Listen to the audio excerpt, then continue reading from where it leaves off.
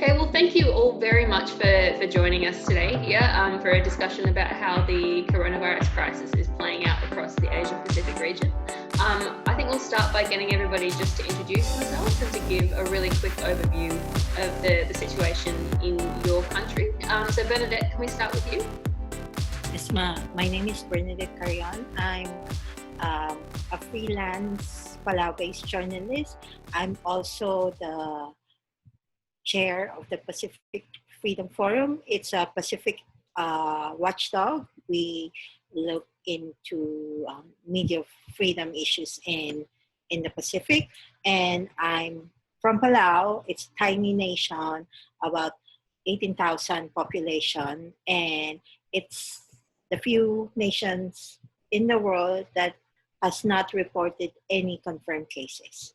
But we don't have online testing, so on-site testing, so we don't know if it's undetected or we're just lucky. Great, well, thank you very much for being here. Jahnavi? Hi, so I'm Jahnavi Sen, and I work for an online news publication called the Hioe in India. I'm based in New Delhi. So right now, we've had about 3,500 cases in India, but our testing strategy has been a little slower than some might expect. So those are the numbers we've had. We've had about 83 deaths. And at the moment, we're in the middle of a 15-day national lockdown. It ends on the 15th of April, and we're not quite sure what happens after that at the moment. But that's where we're at. I think that applies to most of the globe. Nobody's quite sure what comes next. Brian? Hi, my name is Brian Hioe. I'm also a freelance journalist, and I'm one of the founding editors of New Bloom magazine, which is currently the largest English language independent media outlet operating in Taiwan. And so currently the situation in Taiwan is that as of today, there are 373 confirmed cases, but there have only been 5 deaths so far. The country is not on lockdown. Life goes on as normal, though there has been less people and less public gatherings. Taiwan's been reliant on a strategy of tracing transmission chains, and so that way you can kind of figure out who got it from where, who they came in contact with. And as a result, society has not gone into lockdown yet. It looks like that the amount of cases that are increasing is kind of slowing down a little because many people came back early, but we'll have to see about the future. Great, well, thank you all very much for being here. I think we've got a really interesting selection of people and a really interesting kind of overview of countries who are like dealing with this from very different contexts. So I sort of wanted to start out with talking about sort of the issues around communication and awareness, because this is a crisis which obviously requires the consent and action of like mobilizing the general public to help prevent the spread of the disease. So I wanted to hear a little bit about sort of how the governments in your different countries are communicating with the public, what kind of the level of public awareness is, what the level of public acceptance is. So maybe Brian, you could start, because we sort of started to see this in Taiwan before some other places. Yeah, and so I think one of the effective ways to avoid public panic in Taiwan has been the government centralizing communications. That the Minister of Health and Welfare, Chen Shizhong, has these daily press conferences in which he states how much new cases there are, what has happened, what new measures are being rolled out, and this occurs as a daily event now. And so in this way, that's in avoiding kind of miscommunication or uncoordinated communication between different government bureaus, this is a way to kind of avoid panic. That being said, I think in times of disease, you obviously do see the spread of online rumors and the claims that the government is misreporting things with their cases that haven't been reported, or even claims outright that the government is just trying to cover up things, disinformation attempts, particularly stemming from China. But I think so far, the public has been accepting of this. Sometimes the way to combat the spread of disinformation is through this kind of a responsive government communication, and I think that's been pretty successful so far. Yeah, we've seen something similar in Australia, in that our Prime Minister and some of our sort of leading health officials have been holding regular press conferences. One of the criticisms in Australia is a lot of these conferences have been they've been taking place at like 9:30 p.m. So you sort of have had a situation, for example, where the Prime Minister made the call to shut down a huge array of businesses, so like cafes, restaurants, gyms, made the call to do that with about 12 hours notice at like 9:30 p.m. So that was sort of one of the issues around this kind of communication issues in Australia. What are you seeing, Jahnavi? So we also have a similar sort of daily press briefing where we the officials from the health ministry talk about the new cases, and also they've been releasing how many tests they're doing every day online, which is from the ICMR, which works under the health ministry. These press briefings haven't been taking any questions, which has been one of the main criticisms. So it's just they come and they give you some statistics, and that's what you have to work with for the day. So the communication in that way has been somewhat limited. And at some level, I think it hasn't done as well in stopping panic, because there have been a few televised addresses by the Prime Minister himself, in which, of course, I'm assuming he's not trying to spread panic, but his focus has been less on what people can do and what the government is doing to stop the spread of the disease, and more on certain immediate. So I'm sure you all saw in Spain and Italy how people came out on their balconies to thank health workers and stuff. So that was kind of like a planned government event here, where they said at 5 p.m. everyone has to go outside and bang their utensils to thank health workers. And even when they announced the national lockdown, there was only 4 hours notice. And in his address, he didn't really talk about essential services and food supply. And obviously that created quite a lot of panic in the immediate aftermath. So yeah, there is definitely some level of communication, but whether it's been effective in not inducing panic, I'm not sure. What about you, Bernadette? What's the situation like in Palau? Are people afraid? Are people nervous? Do they feel like they're getting good communication from the government? I think last month it has been slow. I think at first the communication was slow, and I think it didn't help that the president conducts press con, and then when you ask him about the coronavirus, his response was that it's just a flu. I asked him a question on whether he's going to cut government hours to practice social distancing.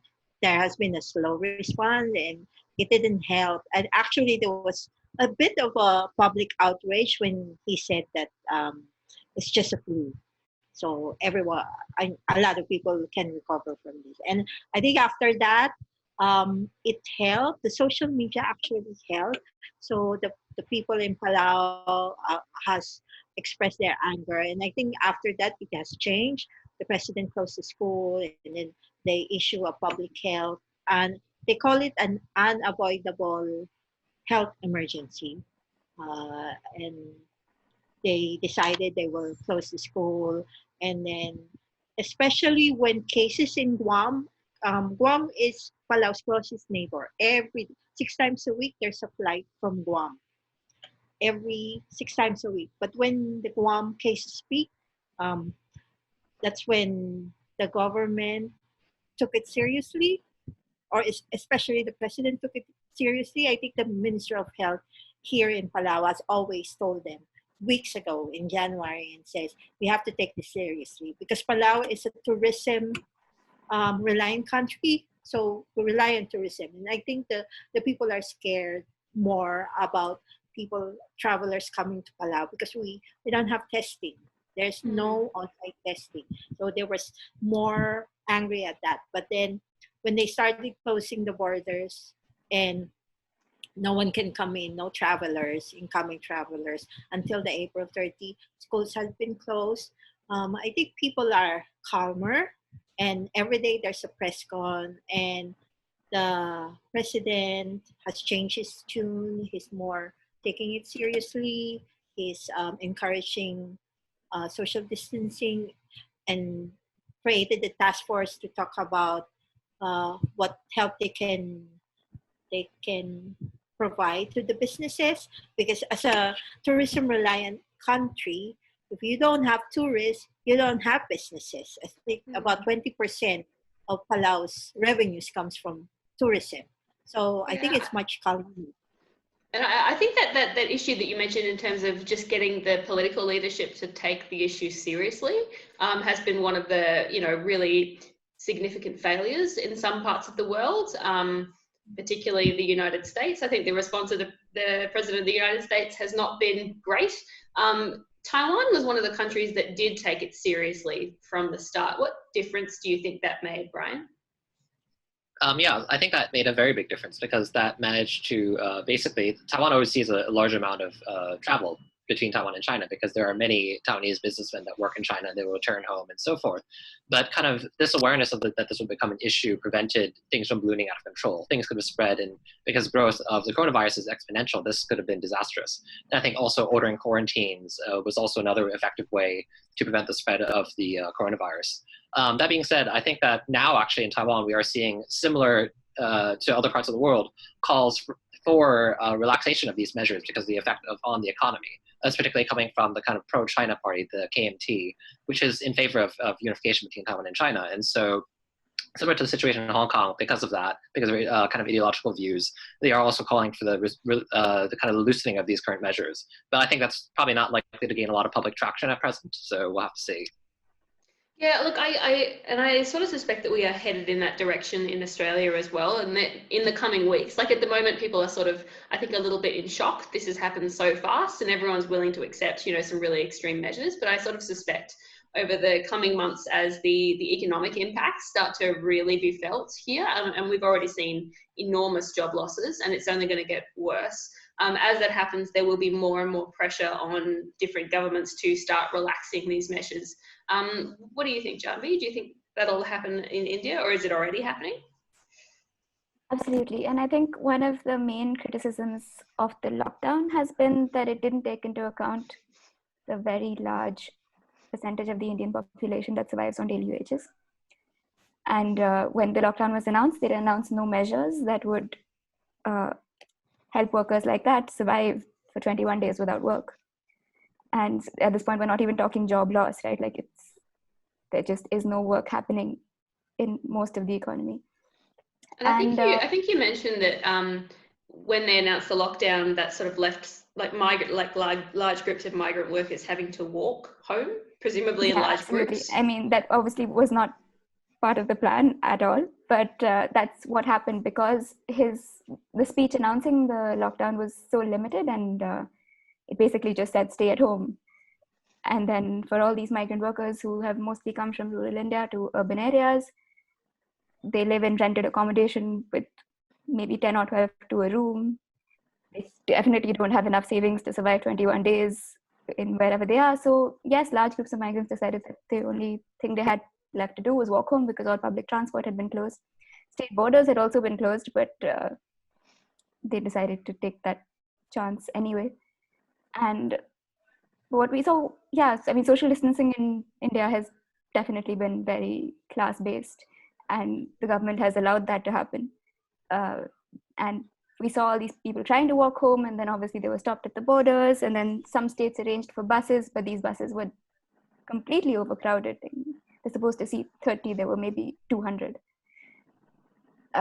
Things like that. So yeah, social distancing was definitely not the priority for everyone, even in actions that the government was taking. Then there were also other stories about how in some states, there was one incident of the police finding a group of migrants trying to get home and packing them into a container truck, which has no air holes and is obviously a very closed space. We've had at least 25 people die from road accidents, just general fatigue and starvation from trying to get home. So a lot of the panic has resulted in that as well. And that was definitely because no plan was announced along with the lockdown to alleviate any of that. Yeah, and I think one of the striking things about this crisis is the extent to which the health advice just doesn't take into account the economic realities for a large majority of, I would argue, the majority of the world's population. So even in a wealthy country like Australia, some of the advice around sort of social distancing and social isolation seems to assume that people have a certain level of resources, people own their own homes or are able to continue renting their homes if they've lost their jobs. Things like, some of just the rhetoric coming out from our government has sort of assumed, for example, that you can afford to have your groceries delivered, or you can afford to have sort of things delivered to your door. And it's just been a little bit a little bit privileged, I think, the discussion in Australia, and I suspect that's certainly the case elsewhere around the world. What have you seen, Bernadette, in terms of the impacts of social distancing in Palau? Is this something that people can do? Is it realistic? Is it, yeah, what do you think?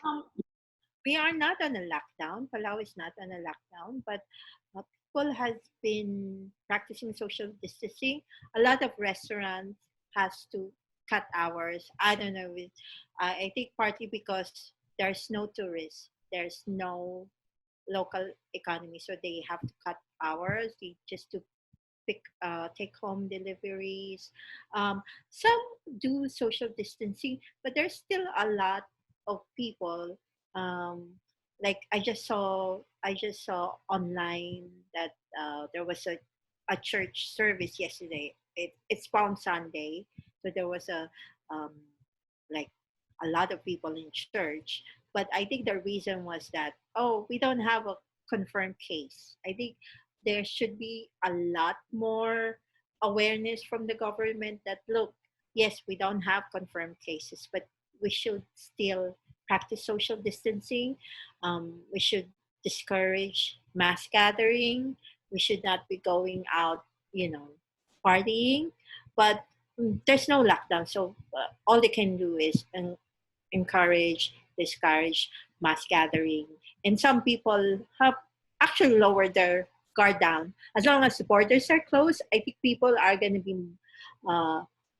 be more relaxed. But some people are still practicing physical distancing, and like the court, most of the businesses.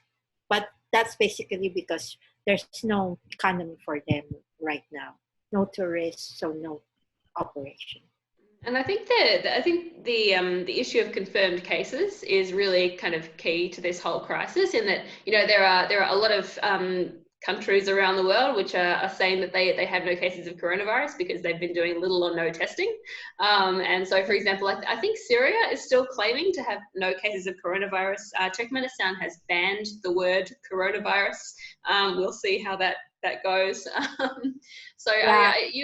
You were sort of telling us earlier, Bernadette, about the testing situation in Palau and how that actually links into Taiwan as well. Yes. The last week, a package from Taiwan arrived, which has the machines, 1,000 testing kits, ventilators, and then they also brought in some two experts from the Shinkong Hospital. I don't know if I pronounce it right. And they're going to help Palau set up the testing kits, train them. So it will take about 2 to 3 weeks, according to the Taiwan embassy here. It will take about 2 to 3 weeks to make the testing operational. But the testing, when I asked who's going to be the priority, the testing will be for travelers, incoming travelers, and those who are showing symptoms. But I think if Palau will open up its borders again, I think the people will panic. I don't think the people like that. They want it to remain closed. I think the economic side of things, I don't think they're much concerned about that. I think the concern is saving lives. For them being able to, go about with their lives without being scared that that the coronavirus will come to our shores. And so Brian, Taiwan has been playing a really interesting role in this crisis because of the, and I'm using air quotes here, interesting relationship with the World Health Organization, including I saw a report come out yesterday that Taiwan actually warned much earlier than we'd previously heard about the possibility of human-to-human transmission of coronavirus, and was ignored by the WHO. Is that correct? Yeah, that's right. And so this has been an issue throughout, that Taiwan has been left out of the World Health Organization. As raised in that interview incident, World Health officials have actually just tried to downplay Taiwan's role despite the fact that Taiwan has had successes fighting off the coronavirus, attempted to raise the alarm quite early and so forth. This kind of exclusion is the long-term condition of Taiwan. And so particularly pushing for Taiwan's inclusion in international organizations, the Taiwanese government has done things such as send medical supplies abroad to point to incidents such as this and how Taiwan could have had a role in global health much earlier. As a way to kind of push for Taiwan's inclusion. But I think that just given what the situation is in China currently, and that because the Chinese government is trying to tout its own successes in fighting the coronavirus, probably there won't be a major shift in terms of how international organizations or countries treat Taiwan. But that's something definitely that the current Tsai administration is pushing on. And what about, Jahnavi, what about India's sort of relationships? Because Bernadette was talking a moment ago about sort of closing borders. And I think another interesting thing about this crisis is the way in which it has, the way in which so many nations have closed their borders. So in Australia here, for example, our borders aren't completely closed, but travel has become extremely difficult, also because we are just quite geographically isolated, and a lot of airlines are not flying flights anymore. And I think we're going to see that. I think that's going to be a problem across a lot of the Pacific as well, in terms of just the lack of flights. But of course, India has several land borders, and that must be a complicated situation, particularly because of the complicated relationship with some of your neighbors. Right. So, I mean, that land border was pretty complicated anyway. So closing that, I think, wasn't much of an issue, that particular one. But in general, I think in South Asia, India was one of the last countries to close its borders. So one of our most porous land borders is with Nepal, because you don't even need a visa. You can travel without a passport. And Nepal closed its borders before India did. Nepal and Bhutan both. And then soon after, so did Sri Lanka. So by the time India closed its international borders, travel within South Asia was pretty restricted already. And so I think because all of these countries are in some form of lockdown, it hasn't, and the transport isn't running, closing the land borders has been much easier. Once that is lifted, it might be harder to keep full track, but for now, the borders are pretty much closed. I mean, in India right now, even interstate borders are closed. So, and basically there's no way for you to get anywhere unless you have private transport. And do you think that the crisis is likely to change some of the international relationships there? So, for example, will there have to be, I don't know. I think it's unlikely based only on this crisis, because I think right now everyone is very aware that this is something that we're sort of in together, and they've South Asian countries have been doing like sort of video conference dialogue on how they're all dealing with this and how to better implement social distancing norms and their respective lockdowns and stuff. So I think the one thing about this crisis is that because everyone is reacting sort of similarly at the moment, no one can really point fingers and say that like cross-border trade or other economic interests are being targeted by one particular country. So I'm not sure. I don't think relations are likely to change because of this in specific. And Bernadette, kind of moving to the Pacific, how do you think, I mean, it seems to me from what you've said that in some ways it may be the economic impacts of this crisis, which are perhaps, at least at the moment, the most dangerous to the Pacific. Would you agree with that, or? Yeah, I think in the Pacific in general, there are a lot of vulnerable population in the Pacific, and I'm not just talking about Palau.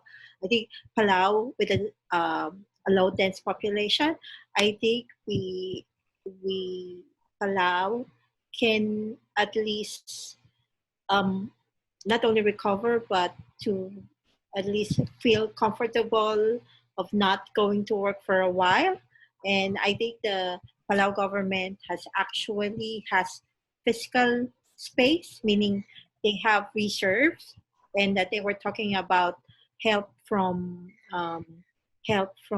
international donors like IMF, World Bank, ADB, giving them loans, to recover and we will have a deficit. Palau, the economy is already predicted that Palau by this year, but by 2020 alone, will have a 18 million deficit. And I think the the budget of Palau is about 110 million. But there are not much vulnerable population in Palau, and most people work in the government. I think the government itself is an economy. Most Palauans are employed in the government, and I think they're going to keep that going. The government, there's no lockdown, so they're going to keep the government going so that the local economy could move. But I think the issue will be most of the private sector, they employ foreign workers. So about 2,000, they said that about 2,000 workers will be affected. So they have to, there was a recommendation that if the foreign workers are stuck here, the government has to have a relief to send them home. I mean, that's also one issue because foreign workers are mostly in the private sector. They can be sent home, but the problem is the borders are closed, and like there are many Filipinos that are employed here, so the borders in the Philippines are closed, so they have to stay here for a while as well. But the good news is that the government is actually providing help residents, whether you're a citizen here or you're not a citizen here, as long as you live here, then they're going to provide a relief, because that's, the president said that's the last thing they want is for job losses.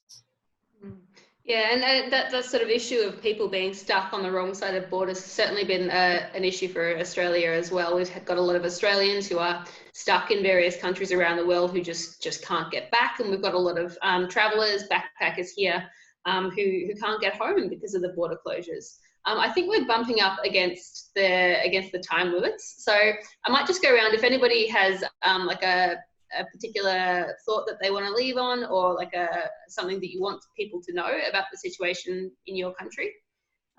Maybe I'll just go around. Is that okay? Yeah, I just want to say, in the Pacific, especially in Palau, we don't have confirmed cases. But I think when the issue will be the healthcare system. I think most of the patients, like serious illnesses, they are sent to Taiwan, or they are sent to the Philippines or in Hawaii. So one case, according to the Ministry of Health, one case will overwhelm the healthcare system. So I think for now, the aim is to keep the virus at bay, not that it doesn't end up here, because it will overwhelm the system. They don't have any capability. I mean, they have hospitals, but I don't think they have experienced such a thing. And I think the fear or the dread is that one positive case, people will panic. One positive case, most businesses will definitely close. So I think that's what the aim is. Yeah, Keep it we've heard the same from healthcare workers in Australia as well. The ones who are sort of in regional areas who they don't have any cases in their community, but just the fear of waiting for that first case and sort of the fear of the preparation. Jahnavi? I think one thing that, well, maybe two. One is that we've had an aggressive lockdown for the last 2 weeks, and for another week at least. What several medical experts have said is that this should have been accompanied by aggressive testing, because for the lockdown to really have its full effect, even after it's lifted, we would have to really have isolated and quarantined all possible positive cases, and that hasn't really happened. So the aggressive lockdown, especially if it were to be lifted, may not pay off. I mean, the spike may still happen, just a little bit delayed. And the second thing is that I think the economic fallout here has been so immediate and so unequal, and obviously in the long run it's going to affect everyone, but the immediate impact has been pretty devastating for a large part of the population. So it's really going to be some sort of trade-off in one way or the other, whatever happens after the 15th. And the government will have to do more in terms of economic relief if it wants to continue this, and if not, if it doesn't want to continue, so our medical health system definitely cannot handle a very large spike at this point. So yeah, it's and you know, so much of this discussion has been framed in terms of balancing health and economic impacts, but the reality is they're actually both health impacts, in that you know, obviously economic damage leads to real damage to people's lives, including to their health, including to their well-being, and so there's such difficult trade-offs. Brian, last word to you. Yeah, so I guess I would like to say is that Taiwan so far has been successful in fighting off the coronavirus, particularly periods in which there's large travel, such as for public holidays, could lead to a spike of cases. The real danger, I think, is also that community transmission has begun to happen, possibly, but that just the government is not actually conducting testing for it, because testing right now is focused on people that came back from abroad. And so, I mean, Taiwan has not shifted to mass testing yet. But if that happens, when that happens, it's possible that the situation will change. And so I think that's the real danger of the coronavirus, that growth is unpredictable, it's rapid, and so you don't know when the situation will rapidly change. And so I think complacency is the biggest thing to be afraid of, actually, at this point.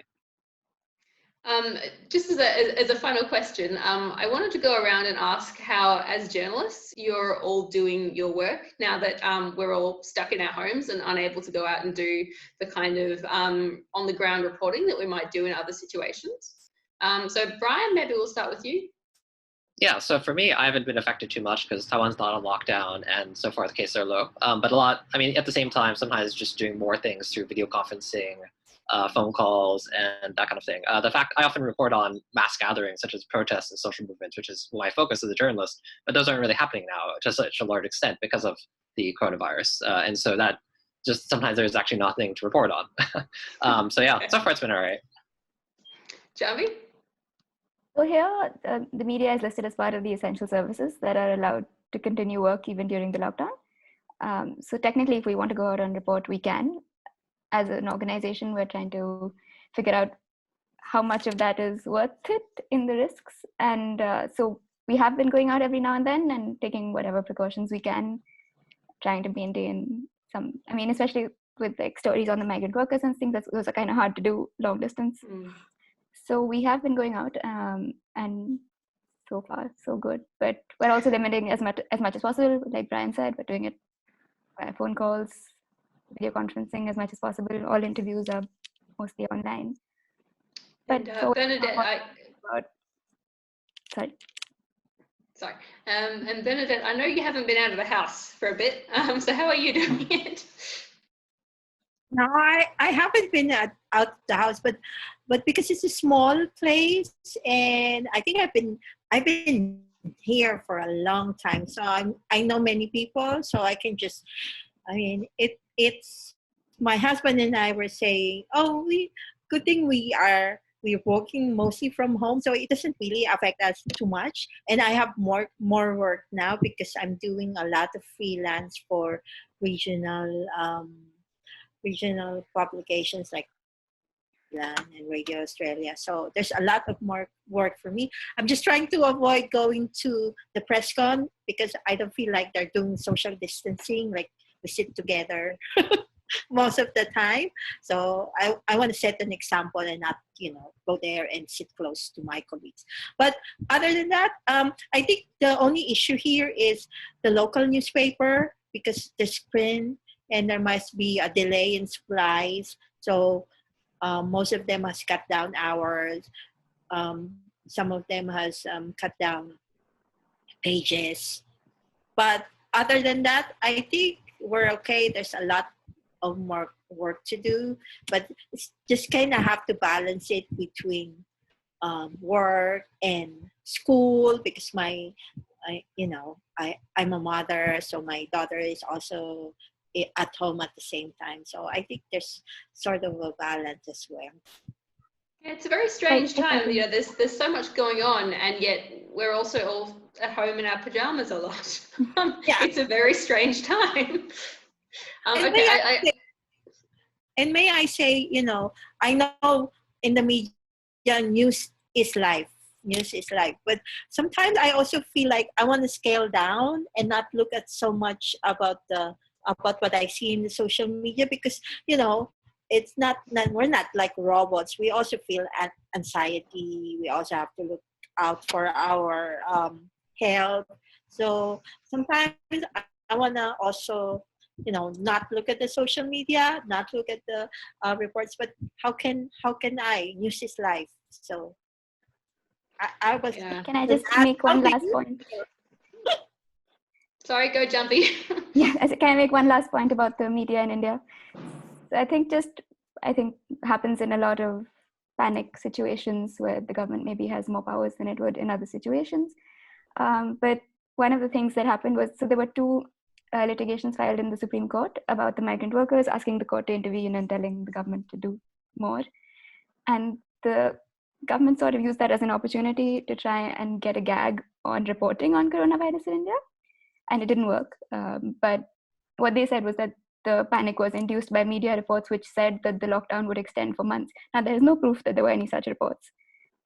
But it is something that was said and that the court even for some reason acknowledged. But so far, no gag order. But yeah. Yeah, I mean, I was sort of making a bit of a joke earlier about Turkmenistan banning the word coronavirus, but I think that the impacts on reporting are going to be really significant from this. Including on the business model. So in Australia, we've seen a lot of print newspapers have just shut because they don't have advertising anymore because nobody's advertising and there goes their money. And the flow-on effects of that are going to be huge. But I think we really have to wrap it up there. I promise this is the last question. Thank you all very much for being here. This has been really interesting.